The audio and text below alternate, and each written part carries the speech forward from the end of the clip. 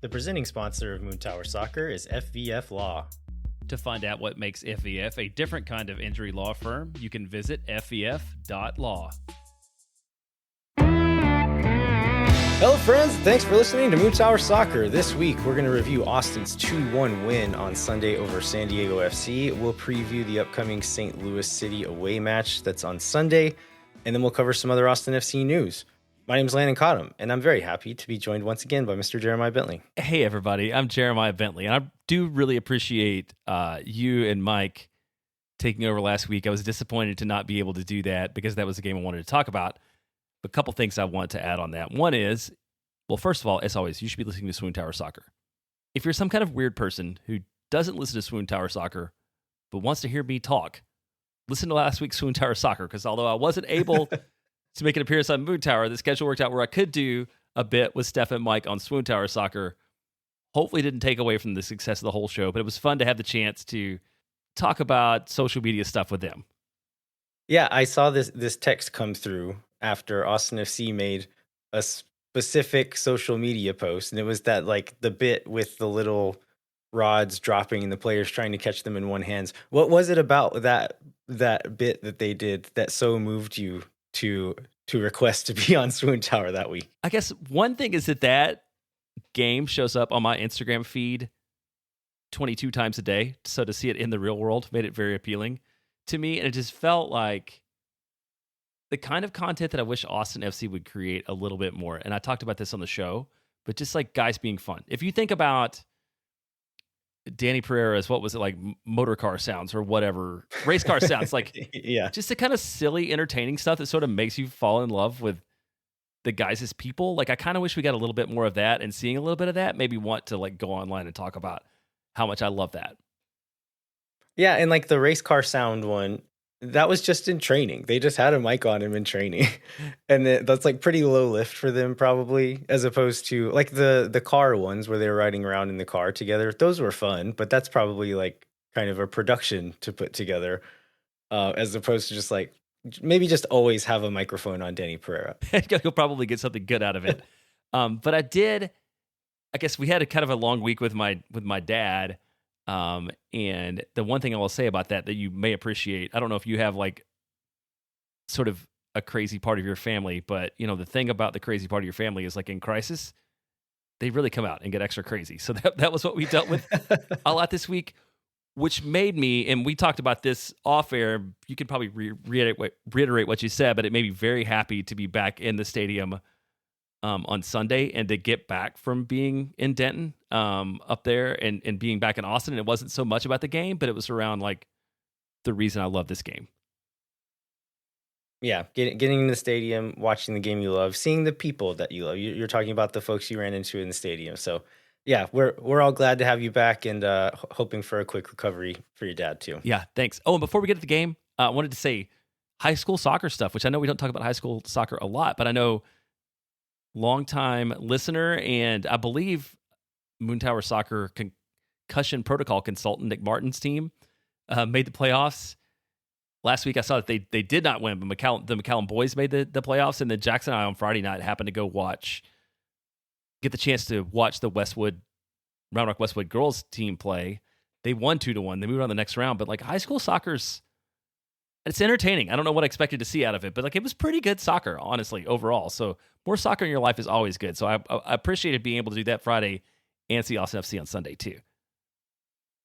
All right, well, let's move on to the soccer we watched at Q2 Stadium on Sunday. Austin got more than one goal in a match, which was very, very good to see, and got that win against San Diego FC, giving them their first loss of the season, and then somehow jumping from, I think, like 10th place to 2nd place in the span of a weekend.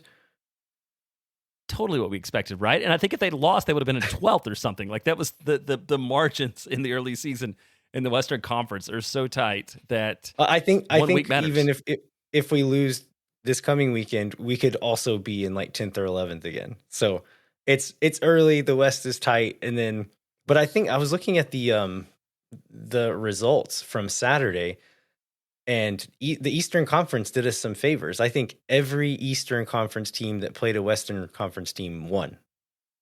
And so that was probably part of it as well. But that's always good for us. And then some of the Western teams drew against each other. So yeah, y'all keep doing that because that's only going to be good for us if we can keep doing what we're doing. Yeah, that works for Austin. So I think, I mean, the number one story on the night has to be this. This is for the second week in a row when Austin has lost the possession battle to the point where it's not even competitive. Um, Ended up ahead on X goal and ahead in actual goals. So that leads me to the question: like, is Austin a counter direct team these days? Is that what we're going to see out of Austin FC going forward? Like at least some of the time, and who knows if it's all the time. That's kind of what we've seen the last couple of games that they've been successful.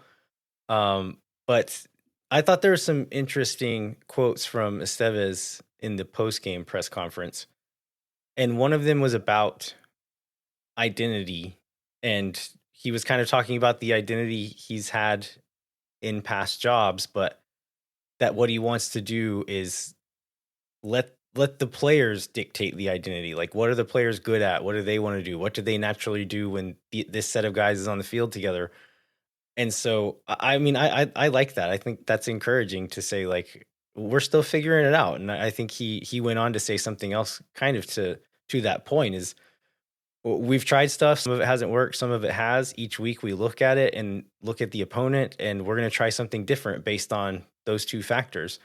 And then looking at, I think another question is looking at the guys that are going to be available this coming weekend or in future games. It's like the best 11 players we can put on the field are probably not the best group for the game plan we did the other day. And so I think that's going to raise some interesting questions for him as well, including like, how can you do this game plan and start all three of your DPs?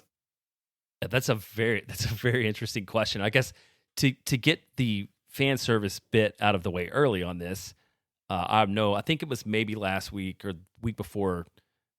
Taylor Twellman talked about how like he didn't on Twitter about how he didn't see all the pieces fitting together and felt like this was a mistake because Nico was this coach that had the specific style that he was going to play, and the players didn't fit that. And I feel like a lot of Austin fans were very annoyed by Twellman's position on the broadcast about like what Austin was doing and more what San Diego was doing.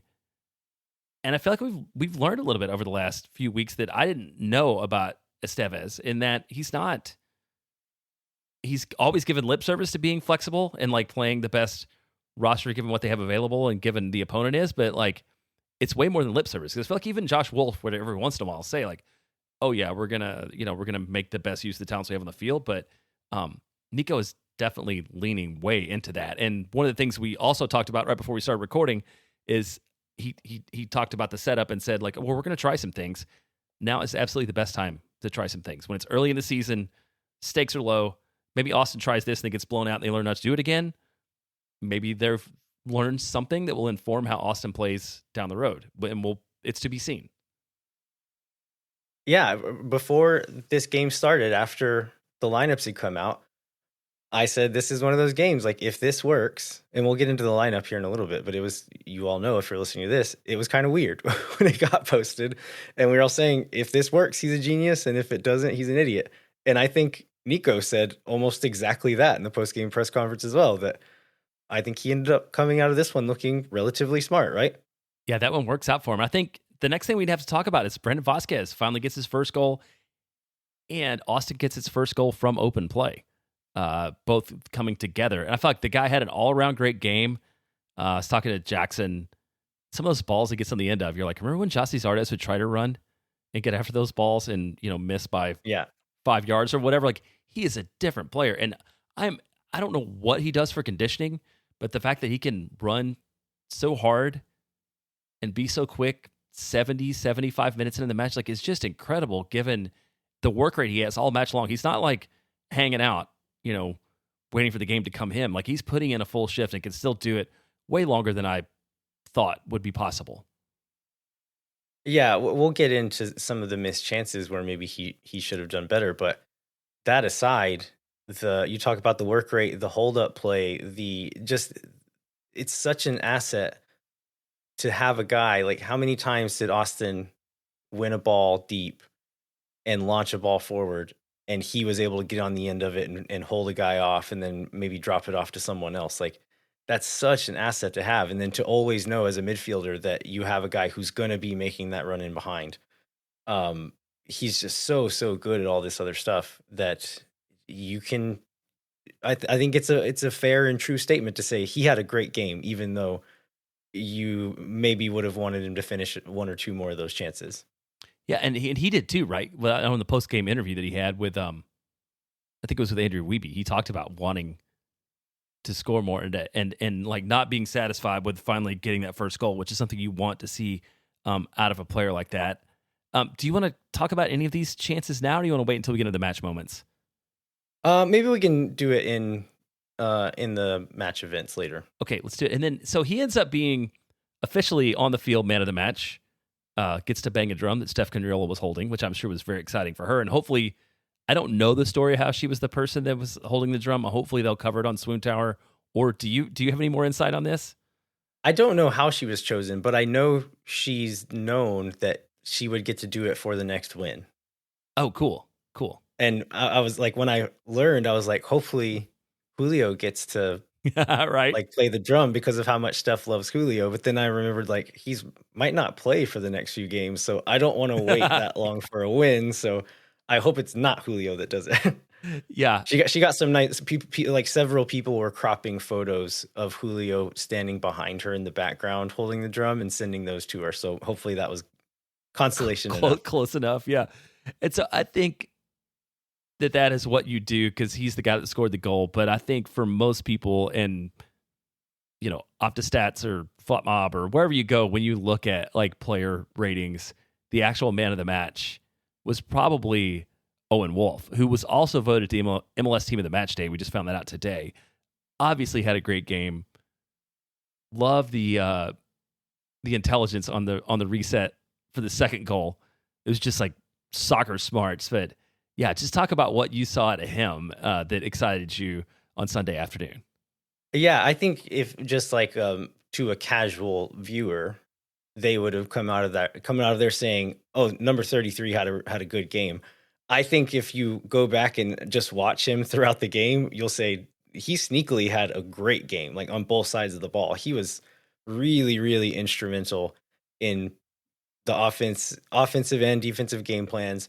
Came up really big in several moments. Just those little things that he's just so good at that I feel like he catches people off guard with his quickness and his athleticism. There's one of the Brandon Vazquez chances. He dribbles between two guys, and it's like they're surprised by how dynamic he is on the ball and just don't get there in time. And then a few times where he cuts out a ball really deep and dribbles a guy, and then lunges to play a ball forward, like just all this stuff that even if other players had the idea to do it, they would probably not be able to make their body do it. And Owen just pulls stuff off like this all the time. And then after the game, Estevez was talking about him.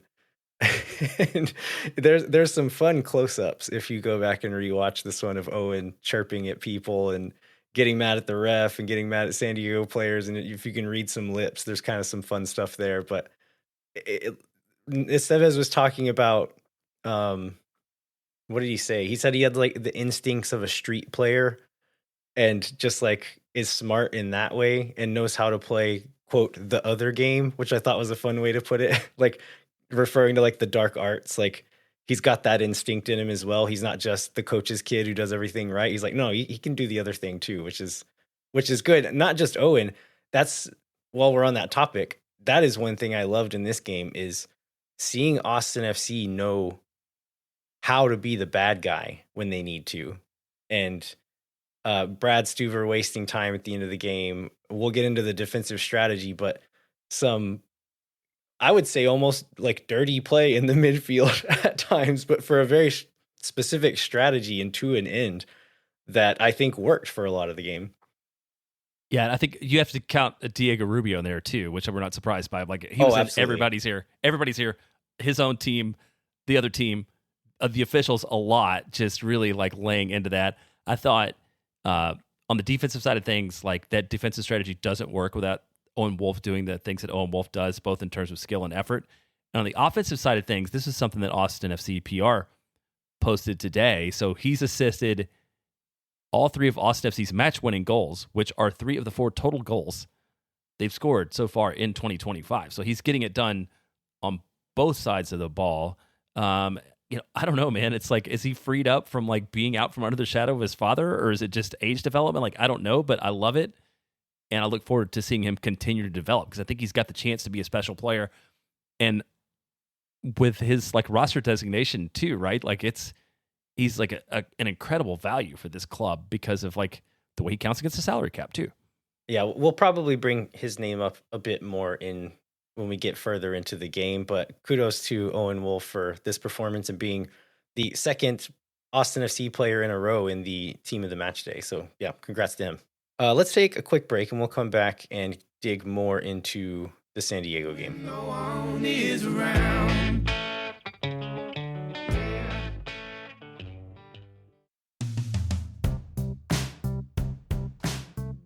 Moontower Soccer is brought to you by our friends at FVF Law, the official injury lawyers of Austin FC.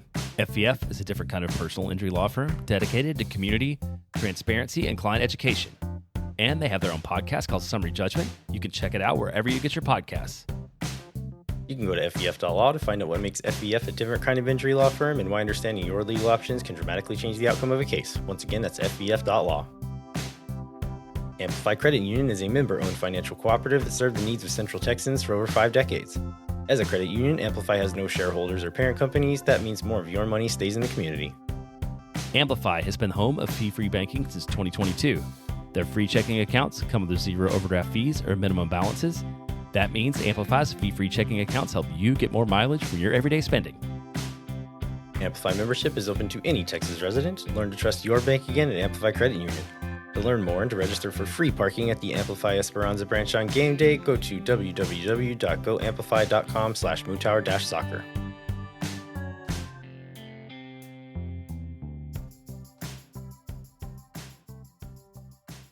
All right, we are back. We're going to dig more into the San Diego game. Some pretty big questions leading into this one. We've had a few folks out on international duty, a couple of injuries. Julio Cascante was not listed as unavailable, but in the midweek press availability, Estevez said even if he's available, that might not mean 90 minutes. It might mean something like 30 minutes, and that's kind of what we ended up getting. But we didn't know what that meant for the starting 11, if they would try to get fancy with that and try to move guys around, or if they would just keep it simple and just say, okay, this guy on the second team is a center back, so we're going to put him in at center back. Yeah, that's very fair. And I think so we knew some of the international call-ups, but then didn't Svaktov's news for him being called up for the reserves for Ukraine come after you recorded? We got moon towered real hard on that one. We were okay. Last week when we were talking about the preview, we were saying, okay, Svatok was a reserve. He's probably not going to get called in. Yeah, Tuesday morning, they make the announcement that he got called in. So we on Saturday, the day before the game, we ended up getting the announcement that 3 Austin FC 2 players got called up. So it was Antonio Gomez, Nico Van Ryn, and Riley Thomas. So the 2 center backs and the right back were all called in and in the match day squad for Sunday, but none of them started, none of them played. What we ended up getting in the starting 11 was Stuver goal, Gallagher right back, no surprise there, but then a center back pairing of Brendan Heinzike and Guilherme Biru, and then a left back, Jean Kolmanich. That was the first surprise, was, okay, it looks like Biru is playing center back. Then the next part was the most confusing part of the lineup whenever it dropped, because it's 4 central midfielders and then 2 strikers. We're like, okay, what is the rest of this going to look like? Yeah, and with two wingers available who just weren't starting. And Nico sort of talked specifically about this after the game, that was their plan, was to just flood the midfield to not let San Diego play through it. I think everybody would agree it was gutsy, and we've talked about that already. But it ends up working out. And one thing I noticed on the Austin FC2 guys, they did get to warm up. So good for them. They were all three of them were out in the second half with the guys who were waiting to come in, like going through their paces, in the corner. But like none of them ended up in the match. But I don't know. Maybe that's warming up for a game, I guess, is better than like just sitting in the seats on the bench and not getting any. It's probably still pretty cool to be there and like just be in the stadium on that day. I thought it was funny. I don't know if the club posted this or if one of the players posted it, but it was, I think, two, if not all three of those guys standing together on the field after the game, holding up three fingers for 3 points. Like, okay, we'll let you have this one. Good. So when you see the lineup, what were you thinking? I thought it could have been, let's see. I'm trying to think back and think of all of the different variations I thought could be possible. One possibility that I got to was like exactly what we saw, which was a 4-4-2 with Owen and Danny playing as nominal wingers. We didn't see that to start off with necessarily, but we did eventually get there. Another thought was like, okay, maybe we're gonna do some weird back five looking thing with Ilya or Sabovic in like a back three to maybe mitigate the not leaving guys who aren't center backs out on an island as much by having them in a back three. I thought maybe Ilya or Sabovic would start center back and Biru would be the left back. So, and then I don't know. I thought a lot of different things, but then whenever they came out, I was like, okay, we're just playing four midfielders in the midfield. And that's how it all turned out. We talked a little bit about the numbers. I don't know if we need to go into that a lot, but I don't think we get the specifics of it. So San Diego in this match has 76% possession, and that was consistent throughout the match.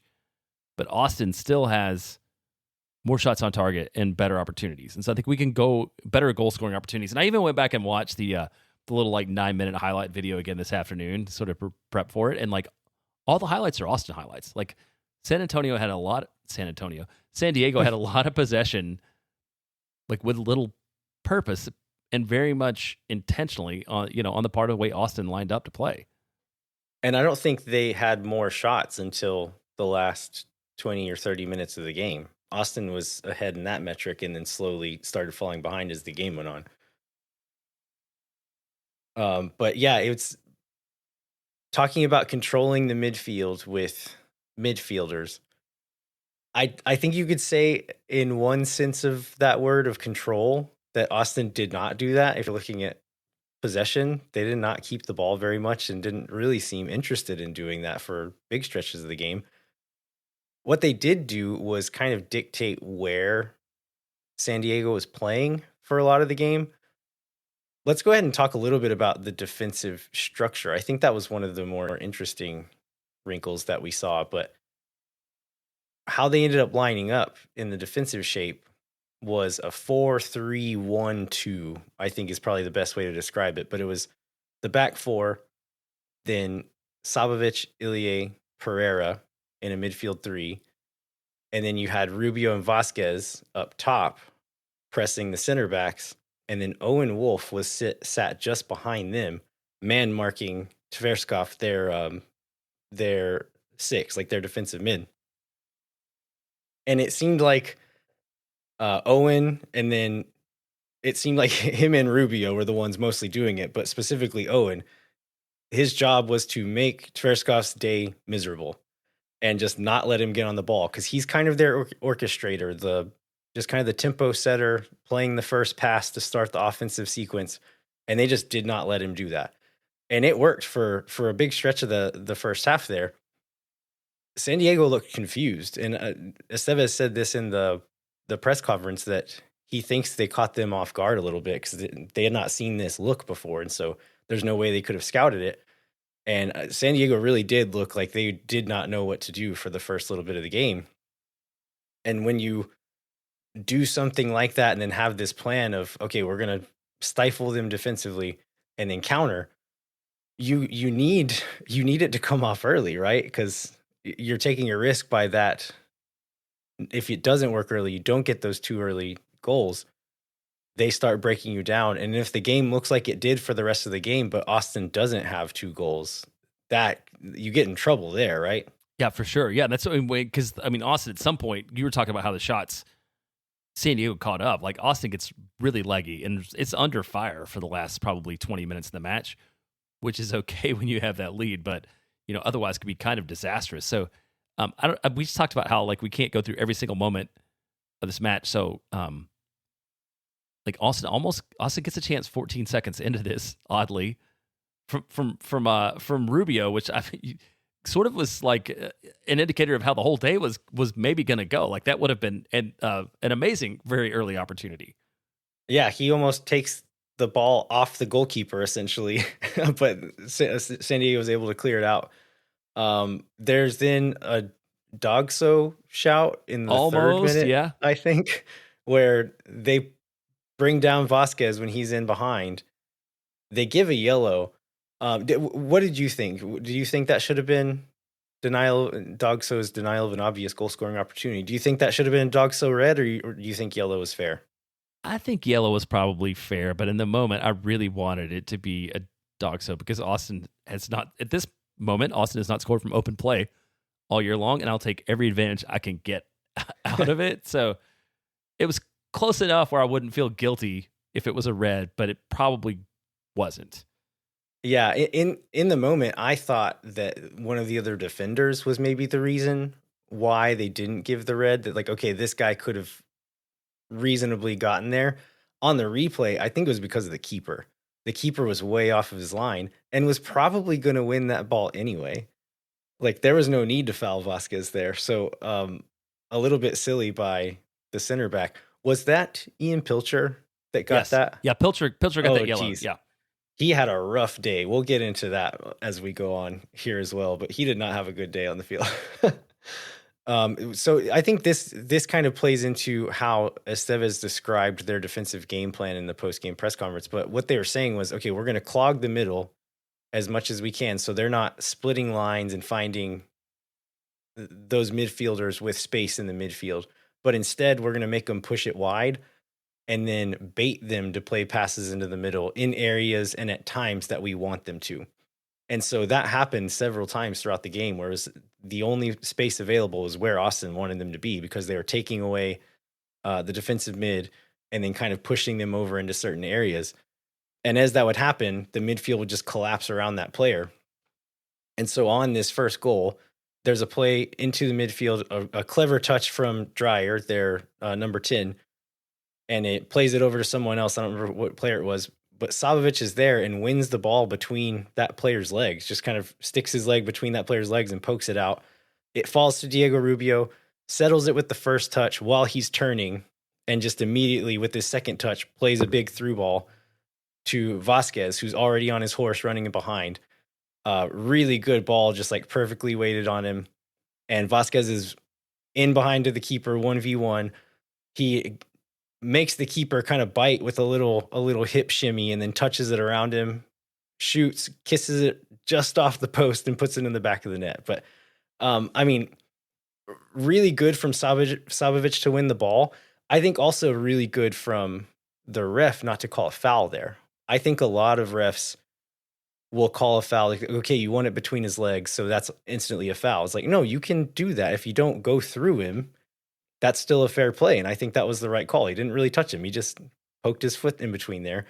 And then great ball from Rubio, and then really good finish, like good composure and good skill to actually get that across the line from Vazquez there. Yeah, because taking that extra touch is something that Austin has never had from number 9. Just the ability to move, to play the ball with his feet, which is the thing that makes that goal come off. The other thing I will say about the officiating is it was consistent because I felt like the ref let them play all night. For the most part, For the most part, there was some yellows, but they tended to be like sort of the persistence, fouling thing out of it. But it seemed like for the most part, like both teams knew the rules of the game on the field and they were able to play to it. And so that's a good officiating performance as far as I'm concerned. Yeah. Going back to Ian Pilcher, he gets beat by Vazquez and they're running behind. But then also, as he's chasing Vazquez, I don't know why defenders do this in the middle of the game. He turns and looks at the line judge and is raising his arm. I really think if he had just put his head down and sprinted to the goalpost, he could have blocked that shot. And instead, he's calling for offside and then doesn't get there in time. Maybe he wouldn't have anyway, but he would have had a much better chance if he had just run. Just run. Like you're raising your arm isn't going to change anything. So just go. But I mean, really good for Brandon Vazquez. Get that weight off of his shoulders. Spanish speakers, if you can read his lips in the replay, you'll know that he was filled with a lot of emotion. Everyone goes up and hugs him. I thought it was nice in one of the videos the club posted. They show Gallagher going up and just having the biggest smile on his face. Those guys played together in Atlanta, have known each other for a while, so he was, I'm sure, extra excited for him. Yes, the next moment we have here is when playing out of the back almost goes wrong. This is Danny, is that right? No, this one is Stuver. Oh, Stuver. Oh, gosh. Okay, now I know which one you're talking about. Yes. That was terrifying. And that was in our end, which always makes me even more nervous. So in the post-game press conference, Estevez said that this is when he's talking about identity. He's like, in this game, there's two ways we saw we could create opportunities against this team. One way was in transition and just beating them on the counter. We saw that one many times. This is what they were trying to do in the second one, which was drawing pressure from the defense and then breaking lines and being able to like create transition moments out of your own offense, essentially, by bringing them to you, drawing pressure onto yourself. And so that's what they're trying to do. They end up dropping the ball to Stuver. He waits way too long. I don't know why. He has Biru wide left and could have played it out to him. Or maybe it was Kolmich. He has somebody out there and just waits. He ends up turning and playing a pass like with his arm up, holding a defender. There's a defender touching him when he finally plays the pass out. And they finally figured this out, and like they get into that situation a few more times and actually do the right thing and get out of it. But he just, I don't know what he was thinking there. He waited too long and then either panicked or didn't know what to do, but it almost got us there. But one thing, talking about playing out of the back, one interesting thing that they did a few times was San Diego was kind of playing really tight, and they would, once you went one way, they would get really compact and try to squeeze you against that sideline. And several times, either Kolmanich or Gallagher, whichever side they were on, they would get into that space and then they would just whip like a switched ball across to the other side of the field where the other fullback was just waiting out in space, because apparently they had scouted that and knew that, like, okay, whenever they're pressing, they're not going to have anyone over there, so we can have numbers here and then make that switch, and then you'll be able to drive into space. And that worked, I don't know, 3, 4, 5 times during this game. Yeah, I do remember that too. So so at 19 we get Austin's second goal. This is not in the run of play. It's off a set piece, but it's really, really heady play. Quote unquote set piece. I think this I was afraid it was going to come back because like the ball was never actually set for a moment there. But yeah, do you want to describe this one? Yeah, so San Diego is playing around Austin's 18-yard box. Austin ends up with the ball. I think it falls to Ilie. And then Ilie standing like on the edge of his own 18. Lots of players around him, but stays super composed. Takes the time to look up, find Vazquez, and plays a ball 25 yards upfield to Vazquez's feet. And I mean, good on Ilie for having the composure and the vision to see that. Good on Vazquez for getting there and holding the defender off. But the defender goes through his back. They call the foul. Our good old buddy Ian Pilcher, once again, San Diego players are complaining about the foul. The ball is rolling. Pilcher like kind of touches it, and then it seemed like intentionally let the ball like stop against his foot. And a lot of times in that instance, you want someone standing in front of the ball so they can't play it quick, or they'll often like a cheeky little kick away and like kick it 10 or 15 yards away from the spot where the foul was, so that the ref will make the offensive team go get the ball, put it back on the spot, and then play. He stops it right where the foul was and then just starts walking back towards his own goal with his head down. Owen and Gallagher make eye contact and Gallagher takes off. Owen takes one step, boots the ball into space, and Gallagher's off to the races. Like, you're not catching him when he gets there, right? So really good awareness from Owen and Gallagher there. And then yeah, once he gets there, you're not stopping him. And I was yelling like, John, don't slow down, don't think about anything, just rip it. And I didn't give him enough credit. He actually, like, I think this was intentional, but he kind of opens his hips up like he's gonna go near post and makes the keeper bite that direction. And then it's a really nice finish, just sliding it into that back post when he kind of misdirected the keeper with his eyes and his hips. So really well done from those two all around, but really good finish by John there. Yeah, it was. I think this is the thing that connects both these goals is they were both they're just both well played by the players. It wasn't just like the very first goal Austin scored where it accidentally bounced off Bukhari's head, right? But these were I mean they were good goals that Austin has had better chances and hasn't converted, but both these guys make the best chance out of what they have. So then Austin's up 2-0. Oh, one other thing on that goal. I think this is in Phil West's article, but I think Gallagher told him maybe after the game that him and Owen were sitting in the ice bath together after training one day watching video, and they're like, I think maybe we can catch these guys out on a quick set piece at some point. Which, and it's funny that he was saying those two guys were looking at it, and those two guys were the ones who ended up actually pulling it off. Yeah, with exactly the guys that pulled it off for sure. So San Diego gets one back a few minutes later. It's a Luca De La Torre goal. Man, it was weird because this goal comes like right when La Murga is ending a song, and it like the stadium got quiet, and like San Diego doesn't celebrate. And honestly, I was a little confused. Like, did a goal just happen? Like what did I just see? And when I went back and watched it, I don't understand why it was so confusing live, but I'd love to hear sort of your take on like the sequence of events that leads to that. Yeah, it was weird. Austin won a ball deep again, and we're trying to take it out. Owen and Danny are both going for a loose ball, and Owen holds up, and Danny runs onto it, and he ends up losing the ball with a heavy touch, I think. And so San Diego gets the ball and is coming back at us, and we're a little bit out of sorts. Like, we're not in our shape very well at that point. Tverskov splits lines to Valakari, who's standing alone inside the 18-yard box with players not really anywhere near him. He receives it and lays it off with, I think, his first touch to De La Torre, who shoots. Stuver probably has this saved. Like, it's not a crazy shot. The angle is such that Stuver would probably have a really good chance of getting to it. But Heinz Ike sticks his foot out, and it just takes a little deflection enough to wrong foot Stuver, and Stuver can't recover at that point, and it just sneaks in past him. So a frustrating goal, but I think it was maybe an indication of what San Diego then realized they could do to Austin and started finding different ways to kind of break down this defensive shape that they were in.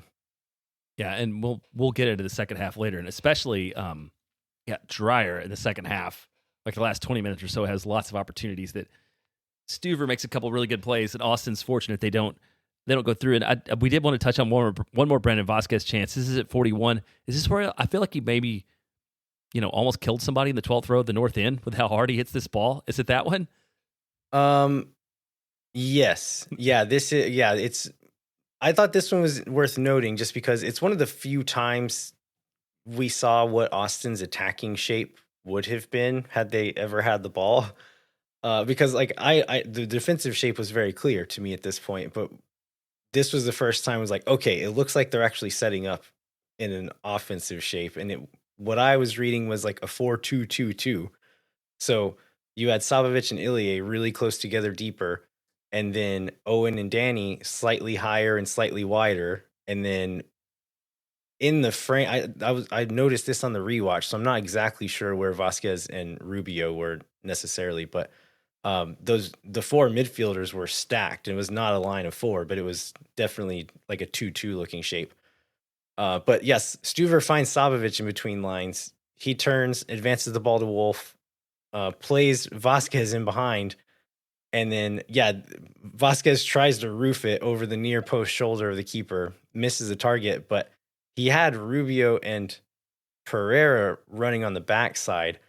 it would have been like a cutback in between defenders.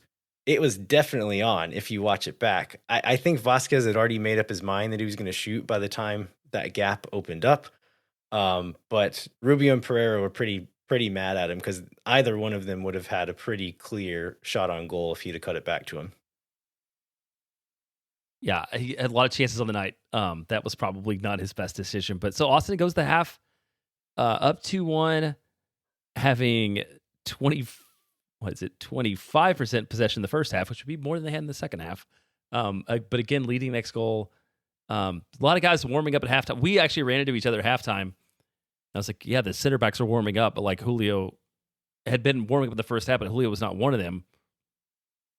But we ended up seeing Julio in the second half as one of the subs too. I guess the first set is we get Bukhari coming in for Rubio. Let's talk about the defensive shift at halftime. Okay. So San Diego in that first half, what they were doing before, and a credit to Matt Doyle for pointing out some of this to me in his article today, but the part that I read in his article was that Alvarado, I think, was the midfielder. He was often dropping back into their back line. And so Owen just had that one central midfielder to worry about, and he was man marking him out of the game, essentially. What they started doing is dropping both of them in really close to Owen. So there was then decisions to be made of which one of those guys you were going to mark. And so they were able to kind of play that inside out game as opposed to what Austin wanted to do, which was outside in and then kind of trap them in that space. And so I think it was like a combination of San Diego making some adjustments and then also just Austin getting tired. It was hot and more humid than it's been recently as well.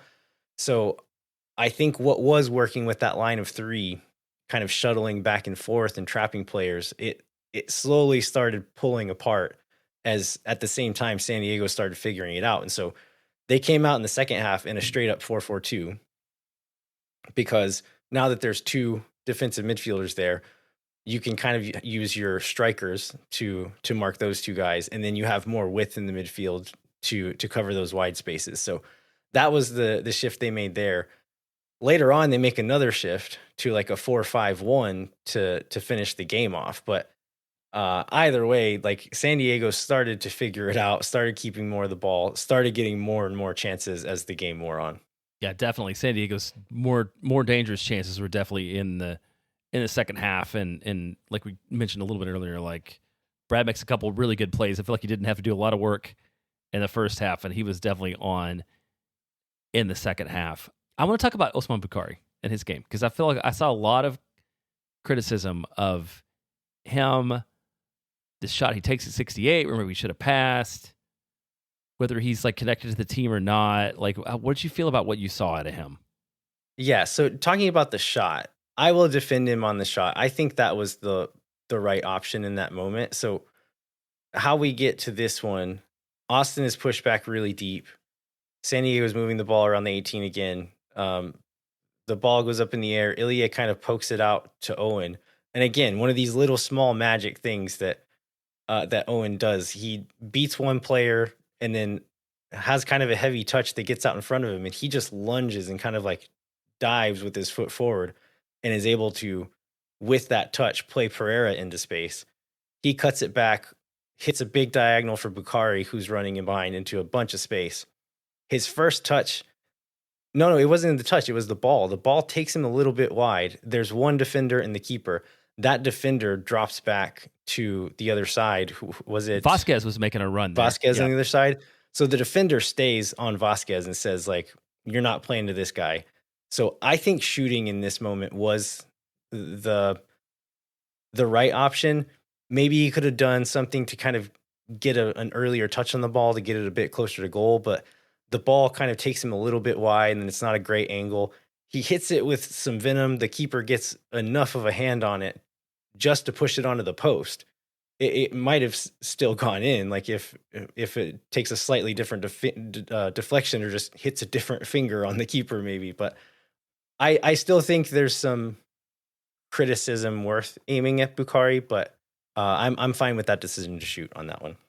Yeah, I was too, and I feel for the longest time on that run until the defender takes him like Vazquez is offside too on that ball from Owen to Bukhari. So that Bukhari has to know that also. It's like maybe he doesn't even see Vazquez as an option until the last moment when he's already made his mind up. Vazquez gets back on side. So by the time the decision is to be made, he is on side. But yeah, anyway, there was another moment where Bukhari plays a ball like a little bit behind Vazquez. And if he plays it just a slightly different trajectory, they're both in on goal, and one of them's probably going to get a shot off there, but he plays a little bit behind him. So still not the cleanest game from him. But in the limited time he played, I guess we can talk about this now too. So do you want to talk about Nico's?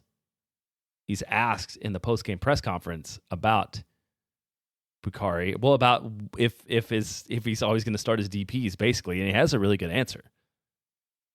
Yeah, I thought this was. I think this was mostly in Spanish, but I have some notes here.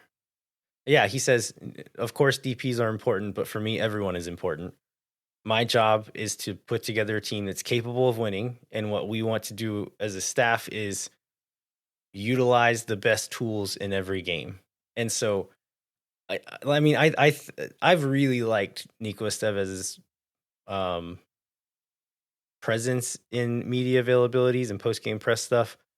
He's been very open with sharing information and like wanting us to understand what they're doing and what they're trying to do, showing lots of humility with like, yeah, I'm still learning, we're trying new things, but we're going to try to make adjustments every time. And then this answer here, whether that's true or not, like it's the right answer to, like, if you are benching Bukhari because you're not happy with him, you're trying to send a message, maybe that is true. You don't necessarily say that in the press conference. And so whether his answer was true or not, it was the right answer. And I kind of feel like it is true also. Like, yeah, the DPs are DPs. We need to get something out of them. But in certain games, we're going to put the guys on the field that need to be there for our game plan. And I'm not going to look at what roster designation is next to their name whenever I'm doing that. That was a good answer from him. We talked about San Diego figuring things out in the second half, and I think I was going through all the shots, and I think there's no better. You could talk about maybe the tactical part of this, but there's no better illustration of that than like Dreyer's shots in the second half. So it's 68, 73, 75, 76, 86, 86 again. And I think that was it. So like he has like 6 or 7 shots in the last 30 minutes of the match, at least a couple of which are pretty threatening. And Brad Stuver makes some good saves, but definitely it felt like Austin was white knuckling it for the last part of that match. And it was a much less stressful rewatch knowing how the game was going to turn out. Watching it again at 1.5 speed this morning. Yeah, there's one moment that stood out to me on the rewatch, and I think this is at the 74th minute or so. Valakari chips a ball into the box for Dreyer to run onto, and it's like on the edge of the 18 is where he passes it from, and so he's like in on goal when he receives the ball. Kolmanich does a really good job. He's crashing in really hard, and he kind of deflects the first touch. Dreyer's able to keep it and get a shot off. And Stuver is able to save that, and they're able to clear it. Kolmanich stands up and is yelling at somebody on his team. And I saw him doing this in the stadium, but I didn't know who he was talking to. Looking back at the build, like the beginning of that little sequence, Sabovic is essentially walking. He is toast. Like he is done. And they play in between him and Danny just far too easily.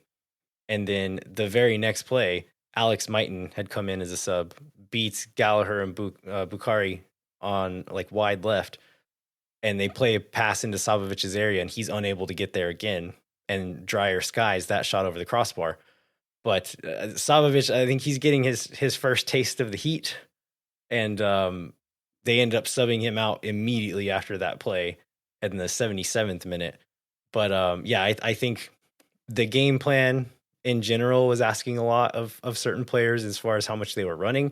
But then also this guy who has spent most of his life in Sweden is not quite used to the Texas heat. And like, hopefully he'll get more accustomed to it, because this is nowhere near as bad as it's going to get. Right.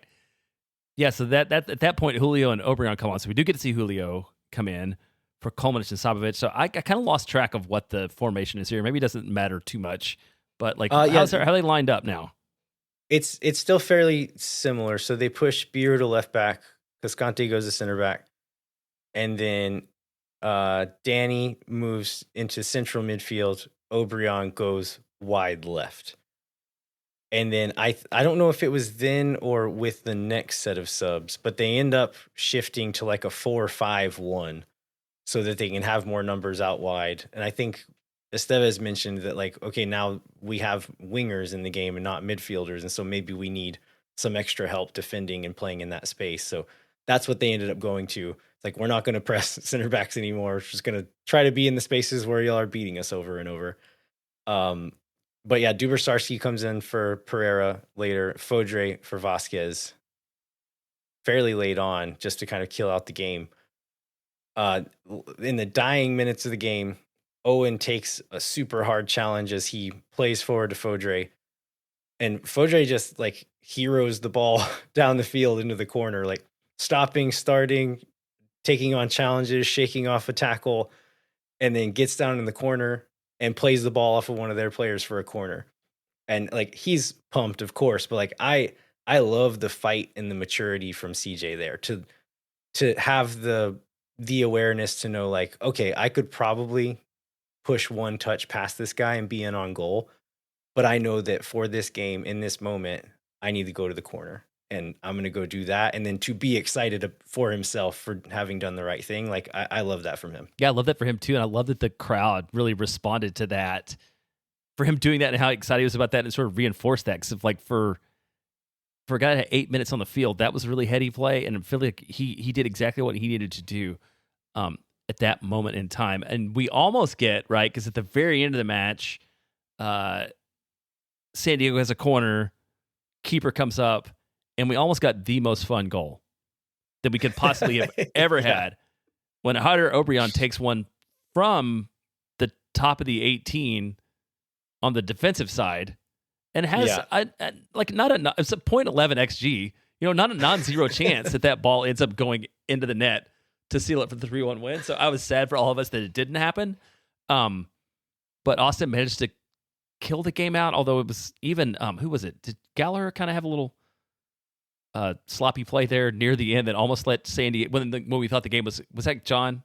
We thought the game was like gonna be over, and then like Sandy got one more shot at it when it feels like we were way past the 5 minutes that were allotted. Yeah, we went a full minute past the 5, which I think Ilie was giving the ref an earful after the whistle for that. But yeah, a couple of nervy moments even in those last 45 seconds or so. But they're able to see it out, give San Diego their first loss, which some pretty catty posts from Austin FC social media accounts that I very much enjoyed after this one. The Ron Burgundy specifically, is that the one you were thinking about? Yeah, that one was good. There's a couple of other ones as well. But yeah, I'm talking about just having fun with the social media stuff. I'm glad to see that they're doing that, because I think there was eras of Austin FC Twitter that have been fairly buttoned up. And I'm glad to see that they're not always doing that now. Yeah, some of them had to go through like multiple layers of approval before they were even allowed to post anything. So it is good not to see that. I think we've talked about a lot of the guys. We didn't really talk about Danny a ton. This is something we talked about at halftime, because he had a lot of fouls. He took a yellow. I think he's up to 3 yellows on the year already. So it's probably going to be, I don't remember what the number was in the over/under game, but I feel like he's headed for the over, and quite likely to be the first Austin FC guy suspended for yellow card accumulation. But you talked about like he was the guy doing the dirty work, and that's what they needed out of him. And then once he got that yellow, I thought he played smart, which he doesn't always do after that. Like, he wasn't the guy doing the dirty work, and played a pretty clean game. Yeah. There's still a couple of moments on the goal, as I mentioned before. He's the one who gives up the ball to kind of start that sequence off. I think there was another moment where, again, if like this is going to be the thing you're good at, you need to be perfect at it. And I'd still like him to be a little bit cleaner with the ball. But that being said, he worked super hard defensively. Like you said, he did the dirty work and looked like he was like happy to play the role and did a good job.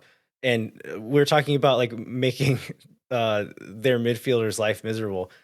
It seemed like every time one of their midfielders played a pass, Danny and Owen and Rubio and whoever else, they would give him a shove in the back to a point where I think maybe that's what gets him the yellow. I don't remember exactly what gets him the yellow, but the ref was essentially like the gestures he was doing. It was like, what are you guys doing? You have to stop this. It was again, just like I love seeing Austin know when to be the bad guy and know when that is like a good strategy, because I feel like teams have done it to Austin so often and we've never really been able to play that role, and they're doing it this year.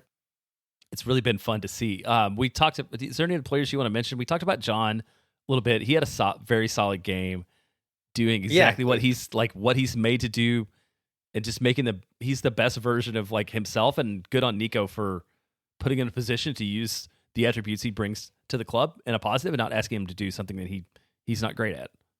Yeah, getting him into space with speed behind him. That's when he's super dangerous. And Estevez talked about in the press conference that the idea was to kind of use him more as a winger this year. And I know that I've said I don't really like him on the wing in a possession game, but if we're gonna play like bunker and counter games, like yeah, I'm fine with John being there too, because like if we can just get him into space, he's good. He's good there. So yeah, glad to see him stepping in and being just like the valuable asset to the team that we know he is, and just kind of being seamless stepping in. I think it is going to be interesting, like in a game where it looks like okay, we're gonna sit deep and our best chances are gonna come from the counter. I still believe like Mikhail Dessler is a much more rounded player and overall a significantly better player than Gallagher. But like having a guy like Gallagher in moments like that is really, really good. But maybe you use him off the bench. I mean, it's a good problem to have either way, to have two guys at a position that you think could start and you would be fine with it. That's great. Yeah, even with this team this week with 4 players out of international duty and Dessler injured, still the fact you can bring O'Brien and Bukhari off the bench, it just is a depth that Austin has not had. So that's exciting to see. Do you have any other player notes you want to cover before I talk trash about Andrew Wiebe? Because I've been waiting for like almost an hour for that now. No, let's do it. Okay. And I'll lead that back to a story that so on Friday, I was down on South Congress, meeting a friend of mine who was going shopping.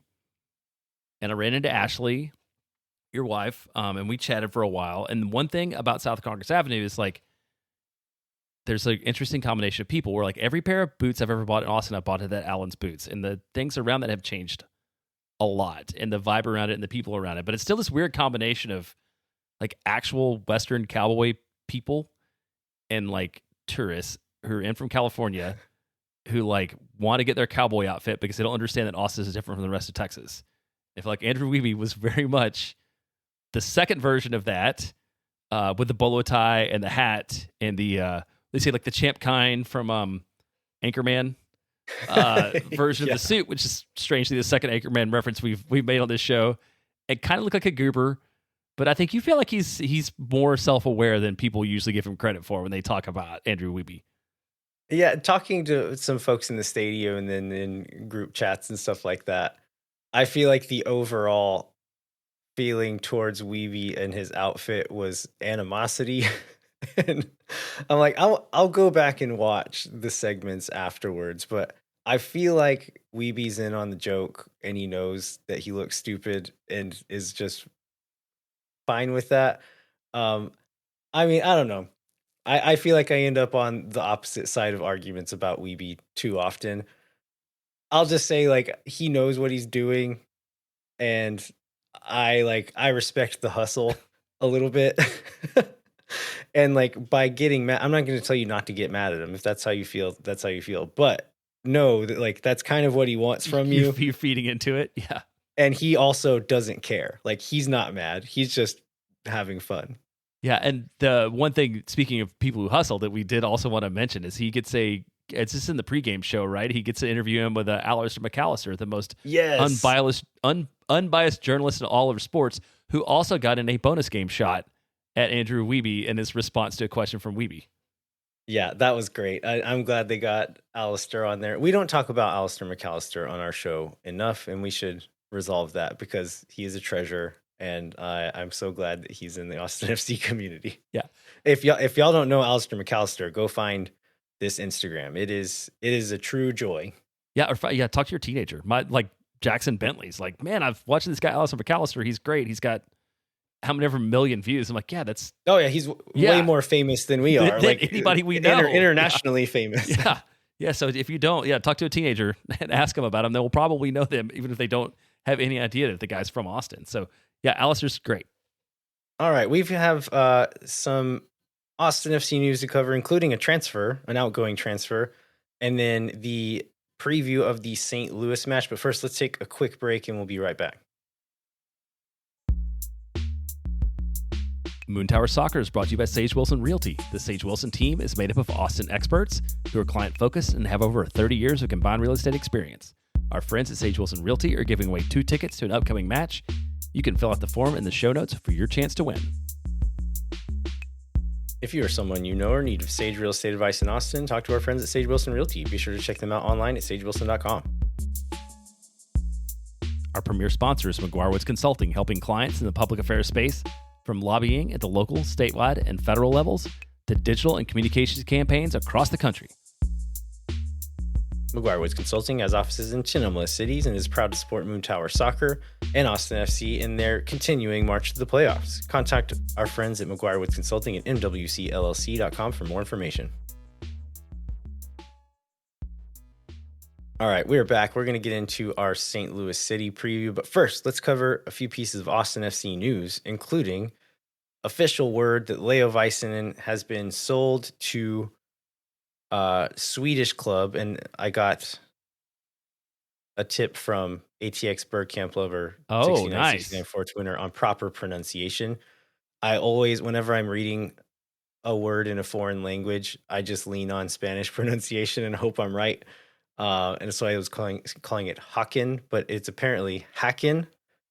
And so that's where Leo Vaisanen is going, reportedly for some million amount of Swedish kroner, which I think converts to $550,000 more or less. How do you feel about that return? I feel like that's a very fair return at this point. Is it the Roto convincing somebody to pay us to take Johan Romagna off our hands kind of deal? Maybe not, but given, obviously it's way less than Austin paid to bring him in, but given this, 34 appearances in 2 seasons, the injury, the fact that he never really fit in, the fact that somebody was willing to pay us a decent amount that can be reinvested back into the club for him seems like a pretty decent deal. Yeah, given what Roto's been able to do with outgoing things, I was kind of hoping maybe we would get more, but I'm not upset with that number at all. It leaves us with 3 senior roster slots, 2 international roster slots, and then the amount of money that it opens up. So I think the last roster profile, Austin had 500 some odd thousand in GAM. This now opens up Vaisanen's budget charge, which was $650K, I think was the last report on the MLSPA salary release.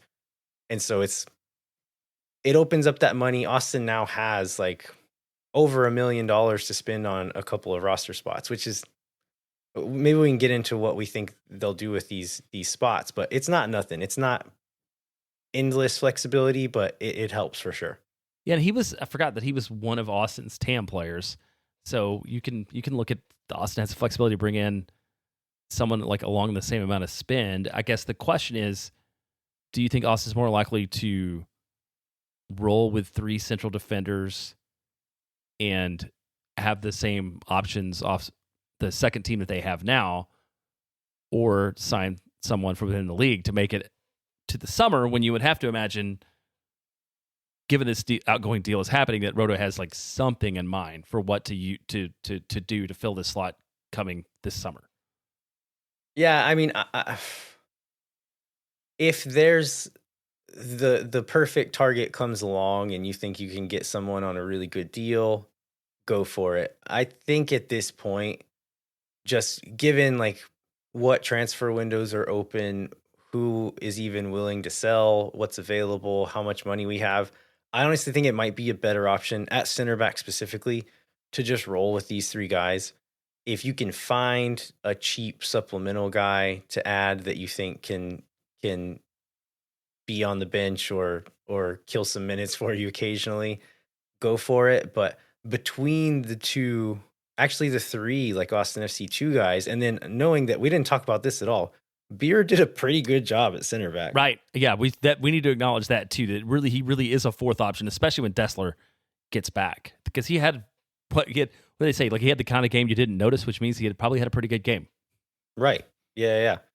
But yeah, I think knowing that and then knowing that you could throw Dessler in there if you needed to, probably, I think you can get by with these three guys plus call ups plus shifting guys around.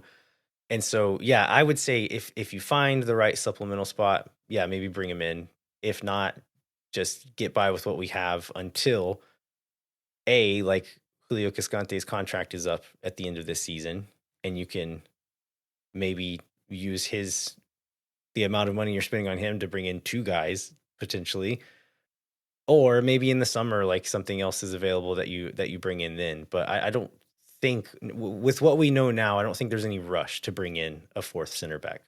I think you're right too, and I think it would be a mistake to do the Matt Hedges style panic move that Austin did in the past to bring somebody in because they were down.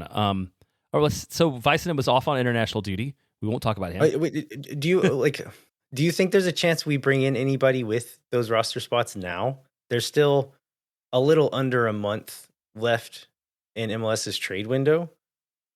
But who's it going to be? I guess that's what I don't see. Like it's got to be because you feel like Roto to make a move within the league within this current window, which is open for about a month, it's going to have to be somebody he's got some familiarity with, I would think, and I just don't see where those connections are within the league. And Mike and I talked about this last week, but just like there's not many transfer windows open, meaning that if we find a good player that someone's like that we want, the team's probably not willing to let him go because they can't replace him right now. So yeah, I'm sure they're looking, but it's probably going to have to be the perfect fit for them to go for something now. I imagine they'll just be waiting until the summer and just chalking this up to the rebuild continues. Like we're not going to panic. We're not going to do anything unless it's the perfect fit. And if that's not the case, we'll wait until the next one. Yeah, pray for the health of Brendan Hindsight, I think is the thing that we should probably all do, because that's sort of the moment when maybe the thing comes crashing down if Austin doesn't have other options. All right, let's move on to international duty now. So who all did we have that was actually out? It ended up being Svatak, Uzuni, Vaisanen. Kinda. Yeah. Jimmy Farkerloon, and then Irvin Torres for the US U18. So yeah, catch us up on what these guys were up to. Yeah, so Svatak did not start in the first Ukraine match. He does start. Oh, they played a two-legged qualifier against Belgium, so he doesn't start in the first one, which I think they.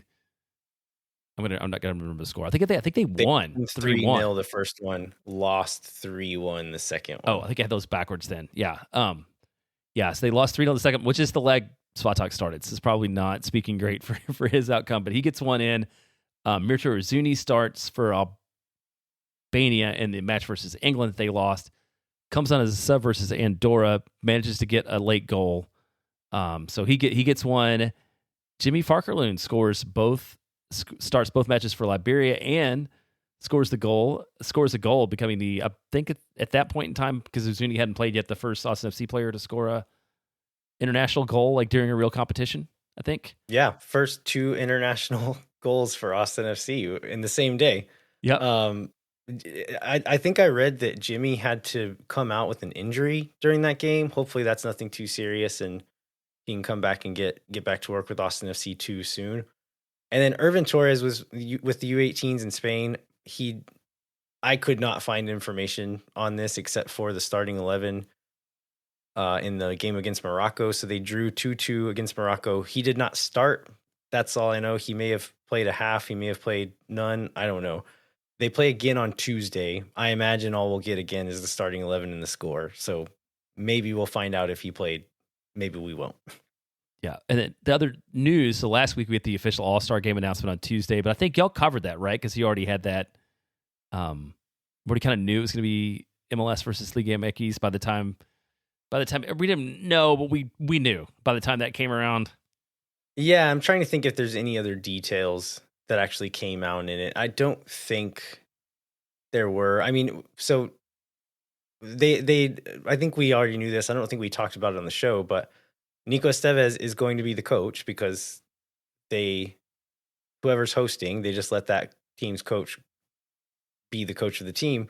He will also get 12 picks for the team. So 12 of the players are fan votes, 12 are the coach's pick, and then 2 are commissioner picks. I mean, he better pick Brad Stuver This has just got to be, for posterity's yeah. sake. I saw Zach from the North End kind of postulating like how many players he could get away with picking from Austin and it not be weird.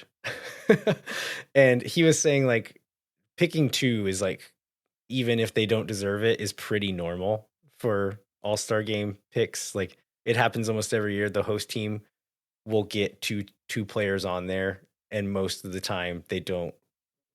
One or both did not really deserve to be on there. So if we have like one that actually does deserve it, I think Estevez can still throw 2 more, be it Stuver or someone else on there, and get a few Austin guys on the roster.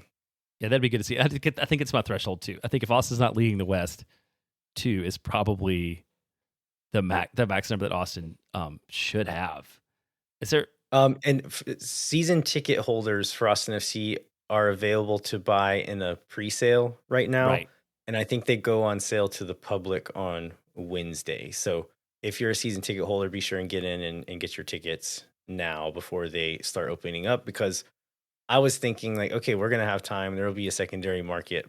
But if Lionel Messi comes to town, that secondary market might be a little bit out of reach. So I would say if you're interested in going, take advantage of this pre-sale and get your tickets now. And I would say, as someone who's on the fence and has looked every day but not bought tickets to the game yet, I bought tickets to the All-Star, the Skills Challenge. There are tickets in every section available.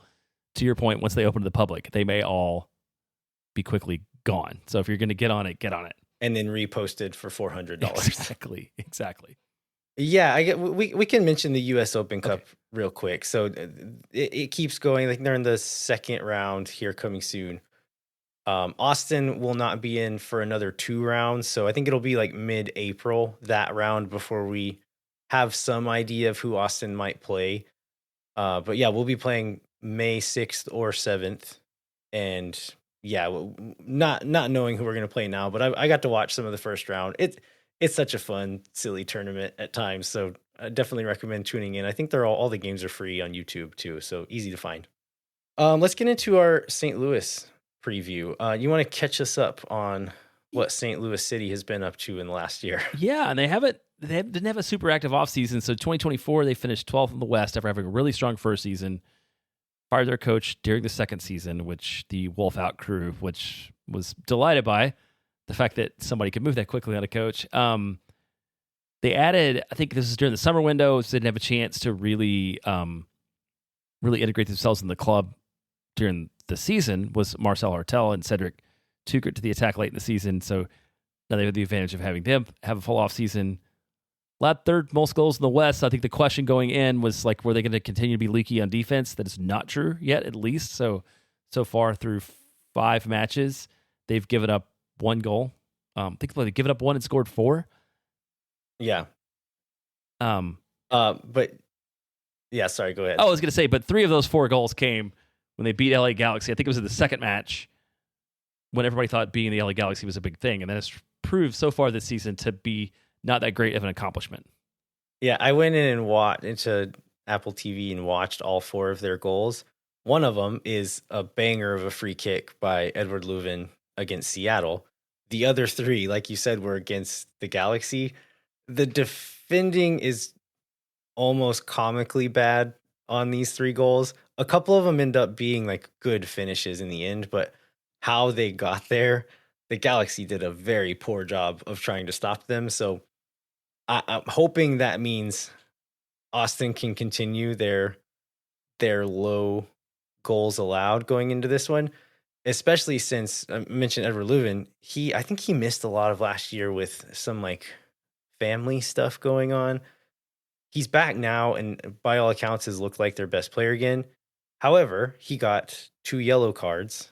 The last one for like kicking the ball away, like a really stupid thing, and so got a red and will be unavailable for this game. So that's good luck for Austin. Roman Berkey, who has been a really great goalkeeper for them, he is also injured right now, and I'm pretty sure won't be available for this game. So missing 2 of their best players, have struggled to score goals, period. This one, I don't know, given the 2 track records, are we going to see a 0-0 draw on the road on this one? Yeah. Who knows? Yeah, so you got a 23rd in the league at X goals. They've had their 4 goals that come from 4 different players. This is another one of those where it seems like Austin, if Austin can be a competitive team, and thinking about Austin like having people back from an international break, and Estevez maybe having this little bit of challenge about finding the best 11 and how they play together in a good way. Seems like one you would hope that Austin would pick up a win. But realistically, I mean, a point on the road is never bad. So like that's maybe that should be our minimum expectation, is hopefully not 0-0, but maybe a 1-1 draw on the road with hopes that Austin picks up the victory. Yeah, I'm very curious how this game plays out. Estevez talked about being tactically flexible and putting in the right guys for the game. St. Louis has historically been a team that plays a little more of that like chaos ball field position kind of game. And I'm not sure if that's what they've been trying to do this year under this new coach, but if defending is their main priority and Austin's trying to play on the counter, like are both teams just going to kind of sit back and look at each other while the ball sits at midfield? Like, will Estevez try to go on the front foot and put them under pressure? Like, I don't know what this game's going to look like. Yeah, that reminded me. There was another number that I looked up that I forgot to mention, is that Austin is 28th out of 30 year to date in possession, and St. Louis is 29th out of 30 teams in MLS in possession year to date. So it seems like neither one of the team. I mean, I don't know. Maybe St. Louis has the inability to play with the ball, but like neither one of the teams is spending a lot of time playing with the ball. So it would be super interesting to see how that looks and whether Nico adjusts his tactics sort of based upon like the way this opponent plays.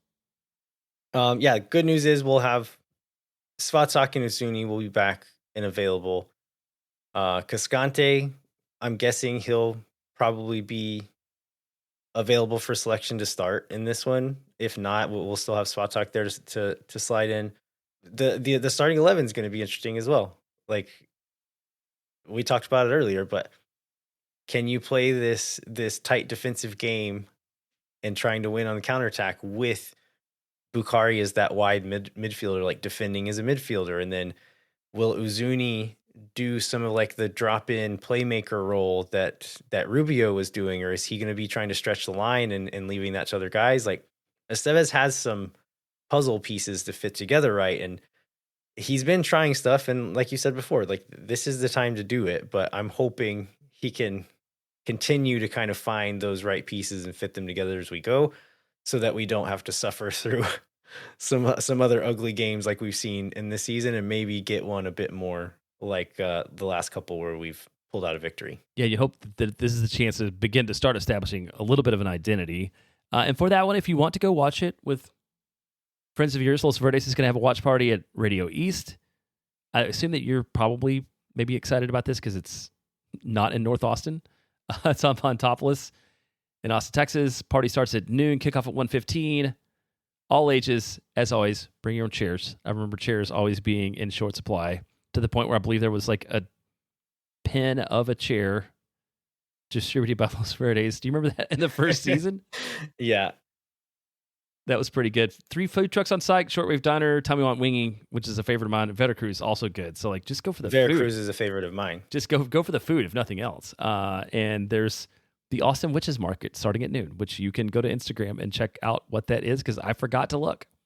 Sounds intriguing, though. It does. Yeah, that's what we call a teaser in the biz. Yeah. Last watch party was a lot of fun. I'm sure this one will be as well. So yeah, go check that out. Anything else, Jeremiah? No, I think let's wrap it up. All right. We'd like to remind you to rate, review, and subscribe wherever you get your podcasts. Come find us on the internet, wherever you're on the internet. Go to moontowersoccer.com and you can find a link to the Patreon and some other stuff on there. I haven't been there in a while. I don't remember what's on our website. Free ticket giveaway is there, and I think some merch too. There you go. Thanks so much for listening. We'll be back next week to review the match against St. Louis and then preview the Portland match and then cover any other Austin FC news that comes along. Until then, I'm Landon Cottom. I'm Jeremiah Bentley.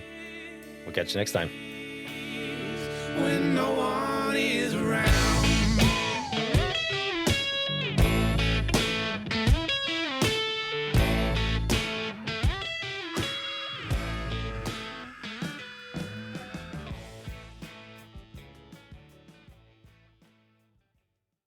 Think for nothing, you never. La gente. Oh my God. Because they love the cheap boom boom sauce. Yeah.